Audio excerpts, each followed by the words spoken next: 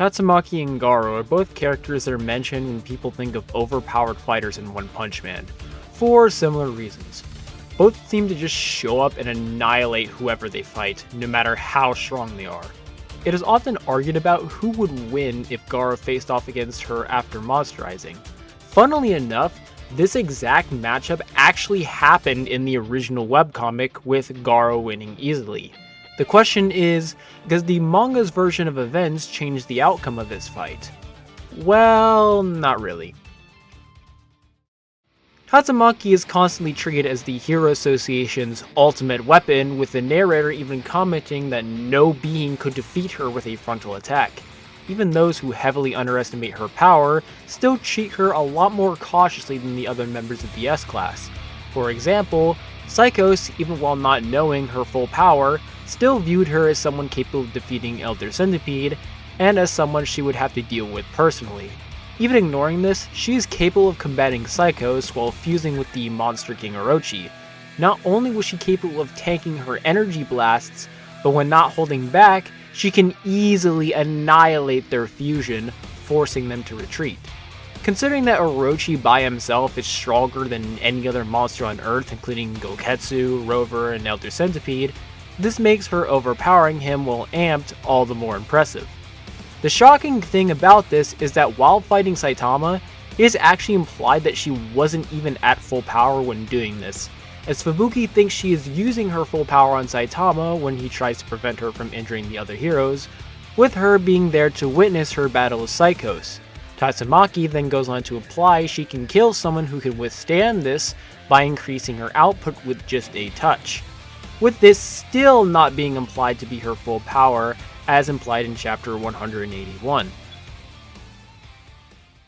Garou, on the other hand, is someone who initially may not seem all too impressive in comparison, struggling with other S-Class heroes like Darkshine and Silverfang, with Darkshine even specifically saying that Tatsumaki would annihilate him in his current state.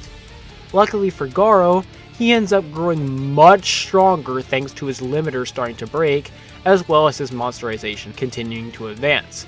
He ends up growing so fast that he can easily obliterate people he was previously relative to, like Platinum S. But it isn't until his fight with Sage Centipede where we really start to see how strong Garou really is. Sage Centipede is a character that was sent by God to defeat the fist that turned against God. While Garou assumes that he was referring to himself, both Garou and God himself clarify that he was actually referring to Saitama. This is absolutely nuts, since it's actually implied that God was there to witness Tatsumaki's battle with Psychos, as it zooms in on a panel of the moon, something that is heavily linked to God in this arc, right before Tatsumaki gets injured. Since God views Saitama as the fist that turned against him, it is very likely that he views him as stronger than Tatsumaki, which means Sage Centipede can potentially combat someone who is several tiers higher than Psychos Orochi, implying that he should at least be on par with her.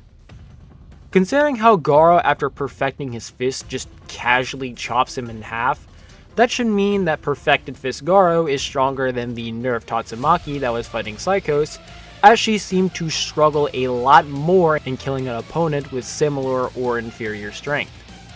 Now, while Tatsumaki's full power is much greater than this, you can't exactly prove it's enough to surpass Garou.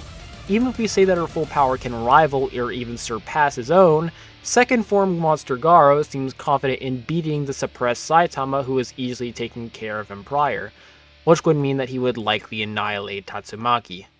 All of this is also ignoring the fact that Garou just simply has way better speed feats than Tatsumaki, whose best feat is reacting to current speed of Sound Sonic, who is more or less a rival to current Flashy Flash. But even then, Garou is shown to be perception blitzing a guy who is even faster than Flashy Flash while holding back. Another potential argument you can use is by using One's old interview statement where he says he doesn't know who's stronger between Boros and Garou, with him still believing this even as late as 2016.